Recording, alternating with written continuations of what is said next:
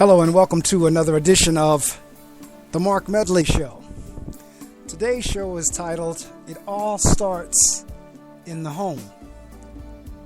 And that's something that was embedded in me by my parents coming from being a small child and is still with me today. And as an educator who works with children on a daily basis, knowing what I see on a daily basis, I constantly share with folks that what we see or what we don't see, it all starts in the home. I shared with you a couple of minutes ago that I'm an educator. I work with children every day, and in the school that I serve, we have a program that we meet with children twice a month on Saturdays. They may be children that may have gotten themselves into some type of a scrape that wasn't serious enough for an out-of-school suspension, but it was enough for what we call Saturday detention, of which we focused and positioned it as not a detention, but Saturday enrichment. There's an opportunity for the students to meet with me, the vice principal, our climate and culture coach or specialist, and anyone else who'd like to come out to take a few minutes to share with the children. It's not a time that it's punitive. It's a time that they get a chance to see the administrative team or some of the teachers in a different light. We had this session yesterday, and what we've been doing is actually going over our character pillars. On the first Saturday, we went through commitment, and on yesterday, we went through the pillar or the character trait of respect. And it dawned on me as we were going through this session. As a matter of fact, before I even get to what dawned on me, let's talk a little bit about what we shared with the young men and ladies about what respect was. We gave them a theory, or we gave them the book or the academic version or definition of respect. And then what I did was I asked them to give me what the street definition of respect was. And one of the children blurted out, fighting. And I asked them to connect, well, how did fighting and respect go together? Well, make the connection for me. Another child blurted out fear, that I respect a person because I'm afraid of them. And then another child shared something else. We spent 3 hours with those children from 9 o'clock yesterday morning to 12 o'clock, going over exactly what we felt respect was. And after talking to them about what they saw as respect based on what it was in the street, I pulled up the definition in the Urban Dictionary, not the Merriam-Webster Dictionary, not the Thorndike Dictionary, not one of the other academic dictionaries, but I pulled up what's become known as the Urban Dictionary. And the Urban Dictionary went on to say something about value. And we were able to connect respect with being valued. In other words, when a child gets angry or when an adult gets angry saying that someone disrespected me, we shared with them how what you were really saying was, you don't see the value in me. And because you don't value me and treat me any old kind of way, therefore, I'm now going to disrespect you. And we got into a wonderful conversation about respect and value. And at the end of the conversation, the reason I'm sharing this with you during this episode is this is where it dawned on me, it came to me, and why I titled the show, It Starts in the Home. The session that we had with those children on yesterday, normally in functional families, would be taught in the home, whether it was around the dinner table, whether it was in the living room, whether it might be the favorite show of the family they might sit around and watch and then discuss after the show is over. Whatever it might have been, the character or the pillars that we're trying to instill in these children normally would have come from the home. But what hit me real clear yesterday, and it's not the first time it's hit me, but what really hit me really clearly yesterday was this is not being taught in the home. As educators, many times we take things for granted. We make assumptions that common known things really would have been taught in the home is taught. So we make assumptions when a child is acting out. We make assumptions if a child is not getting it. that the child has already been taught it and they're just being defiant. That the child was really taught some of these things at home and they're just choosing not to do it. And what I'm finding is that's not the case. Many of our children were never taught it to begin with. Therein lies the problem. Respect for many of these children was never, ever discussed or taught in the home. That came through me clearly yesterday, and we had 23 kids that we were servicing yesterday that was in the audience. That was a part of our Saturday enrichment program. And after that conversation, they had a better appreciation for what respect is and what respect is not. But that's something that we thought had already been taught. And as it turns out, it had not been. Now, I'm using respect because of yesterday's session as an example. But there are a lot of other things that are not taught in our homes either. As parents, in too many cases, we've dropped the ball.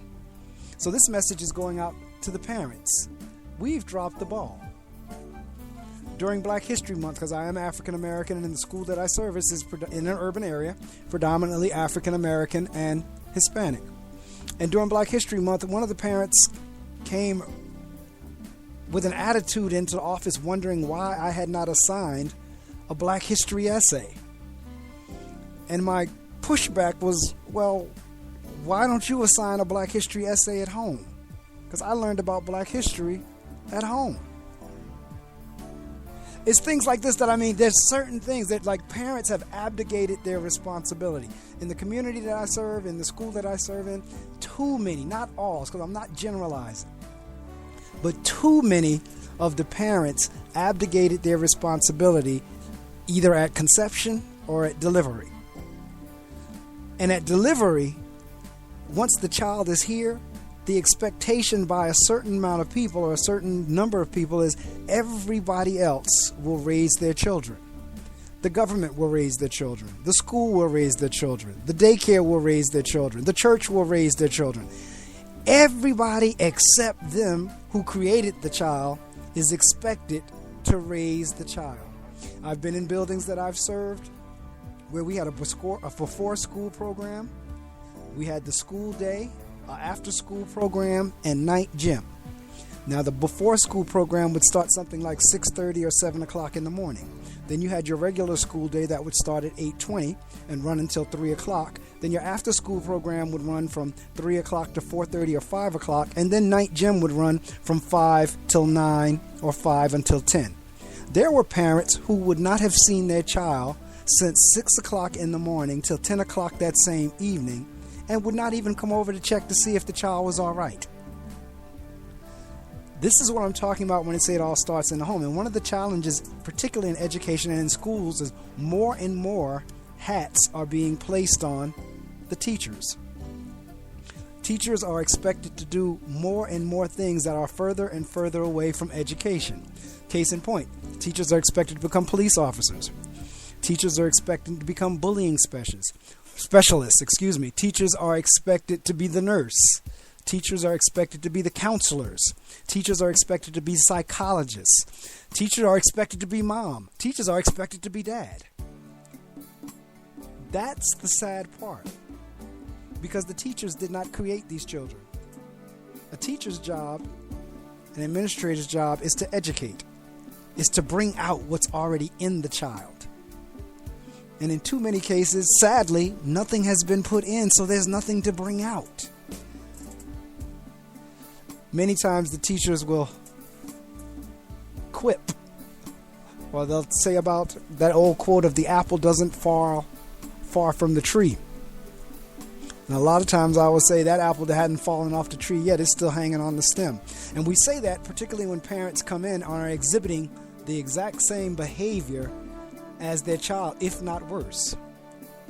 I've been in situations where the child has now been written up or is facing possible suspension for cursing a teacher out. And the parent will come in and meet with me, and before the meeting's over, will turn around and curse the child out because they had to come to the school. And then I will turn around to the parent and say, do you understand that the very thing that you're doing right now is what your child did, is why we're sitting here having this meeting? It's sad. The pastor of my church a few weeks ago brought up a point that I had not even thought of. And that is, too many of our children are not even conceived in love. So therefore, they're not conceived in love. They're not shown love when they get here to the planet. They don't know anything about loving anybody else because they never learned it. Again, it starts in the home. And this whole notion of not being conceived in love, that's the difference between just having sex and actually being with a partner that you want to share the rest of your life with. Someone that you want to start a family with. Someone that you're going to be there for mom and dad. Someone that sees love coming from their parents.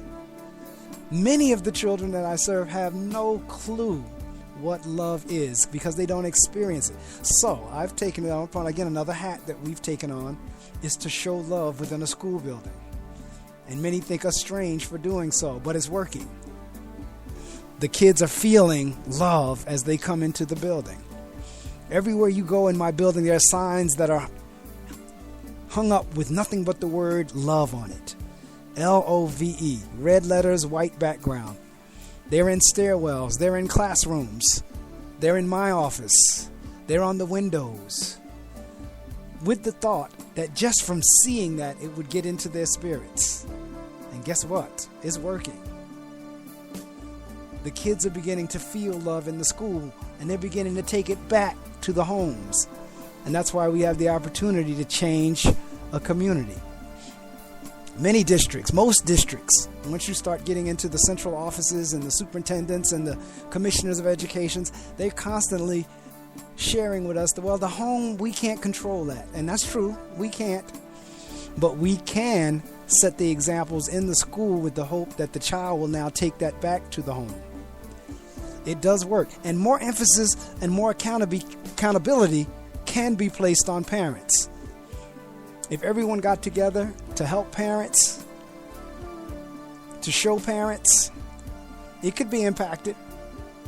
It all starts in the home. I have a theory. This is my theory. And again, this is my show.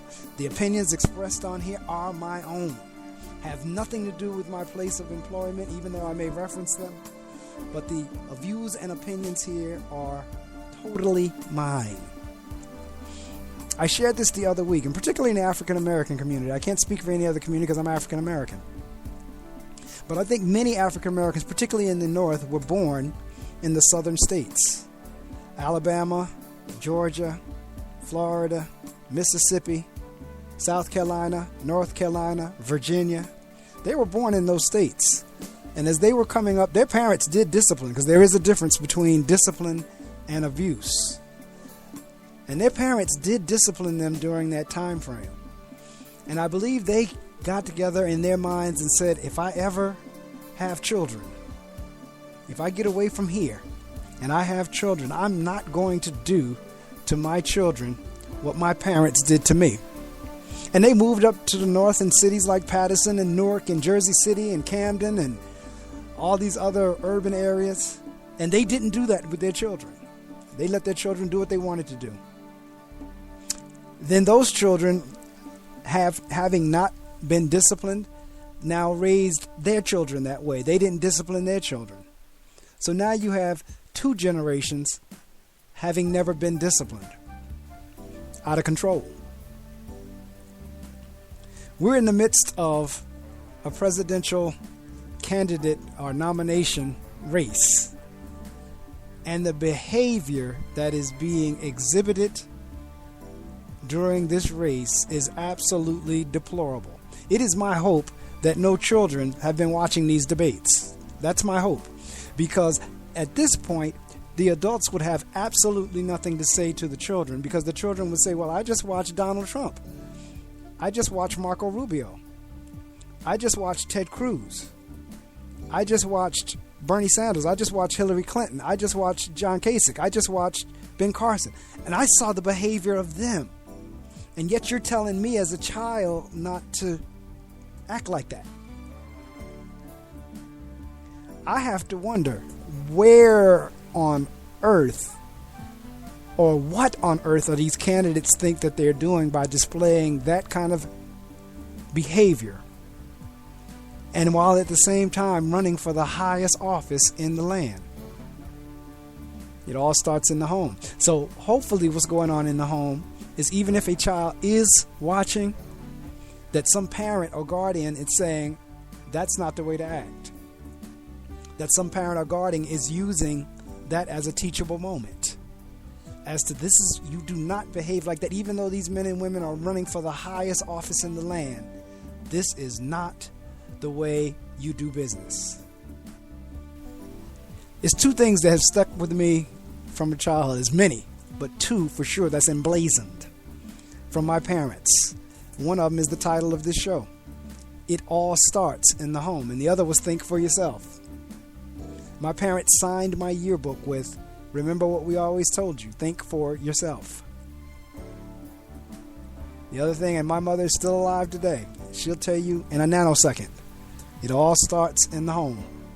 Parents, we got to take the challenge. You are not your child's friend. Your child didn't come here for you to be their friend. Now that does not mean you can't be friendly, but you are not your child's friend. You are their parent. So whatever it is that you need your child to do, they are to do it. Now I can say this, as I just alluded to a couple of minutes ago, in terms of the presidential candidates. The day of do as I say and not as I do, that day is gone. Our kids are smart. They're not going to take, well, you told me not to do it, but I'm watching you do it. So that means, guess what? We got to take up the challenge. Whatever it is that we're asking our children not to do, we can't do. And whatever it is that we're asking our children to do, we need to do. We need to model for our children the behavior that we want. We need to model it for them. It all starts in the home. When it's coming down to doing chores in the house, we need to be cleaning and doing things in the house to show them. Mothers need to be teaching daughters how to cook. For that matter, they need to be teaching sons how to cook. Because everybody need to eat. So it's not just the girls are the only ones cook. When my sister and I, when we were children, there were no gender chores. Whenever I was a child as a male, I learned how to iron, vacuum the floor, dust, wash dishes, mop the floor. You name it, if there was a chore to do it, both my sister and I did it. I ironed my clothes and I ironed my father's clothes. My sister ironed her clothes and ironed my mother's clothes. We had dish nights where we took turns on whose dish night it was to wash dishes. When it came down to vacuuming the floor, we each split out the chores. Who vacuumed, who dusted. I took out the garbage. But I tell you what that did. That made me that much more of a responsible adult. There's very few things by the time I was 20, 21 that I didn't know how to do. I was getting married by 22. I was leaving home at 22. 2 months before my 23rd birthday. Very few things in a household that I didn't know how to do at that time. We have children of today that don't know how to do anything. Can't manage money. Can't take care of a house. Can't keep a room clean. The basics. Again, it all starts in the home. Parents, we got to take up the mantle. We have got to do a better job. There is more to having children than just creating them through the sex act, delivering them through the delivery act. It's more to it than just that. Once you have now conceived that child, you're looking, for the most part, a lifetime. I know it says 18, I know it says 21, but for the most part, in 2016, that time is going out to 25, 30, 35, 40. It starts in the home. It's not the school's job. It's not the church's job. It's not the government's job. It's not the street's job. It's not the daycare center's job. The first teacher of a child is his or her parents. That's their first teachers. Not in the schoolhouse. The first teacher of our children are their parents. That's about it for today's show. Enjoyed it. I ask that you please take me up on my challenge. So not only do I have this show, but I also am heard live on Saturday mornings on FM radio in the northern New Jersey area on WP 88.7 FM, and that is web streamed around the world on gobrave.org. That's GOBRAVE.org. The name of that show is The Reading Circle with Mark Medley. This show is The Mark Medley Show. We're continuously expanding our media empire, for lack of a better term. There's also my blog, The Critical Thinker. That's on www.thereadingcircleblog.blogspot.com. You can follow me on all the social media sites. On Twitter, it's Reading Circle 01. You also have Think Critical 01. I'm on Facebook. I'm on Pinterest, Instagram, Tumblr. On all the social media sites, you can follow me there, catch me there. LinkedIn, feel free to do that. But again, have a wonderful week till we get together again. And let somebody know about the Mark Medley Show. Let somebody know about the Reading Circle with Mark Medley.